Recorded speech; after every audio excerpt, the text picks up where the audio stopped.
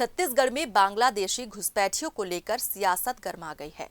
विधानसभा में मुद्दा उठने के बाद अब बीजेपी ने एक्स पर एआई वीडियो जारी कर कांग्रेस पर सीधा हमला बोला है।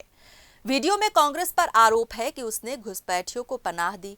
बीजेपी का आरोप है कि कांग्रेस के राज्य में करीब 5000 बांग्लादेशी घुसपैठिए रह रहे हैं, जो आधार कार्ड, राशन कार्ड और पासपोर्ट तक बनवाकर सरकारी योजनाओं का फायदा ले रहे हैं। लेकिन अब बीजेपी सरकार उन्हें सीधा बांग्लादेश डिपोर्ट करेगी। को छत्तीसगढ़ में घुसा लिया, सालों तक इन्हें राशन, मकान और पहचान पत्र तक दिलवाए गए। और लेकिन अब सुशासन की सरकार ने साफ कर दिया है कि बांग्लादेशियों के लिए छत्तीसगढ़ में कोई जगह नहीं।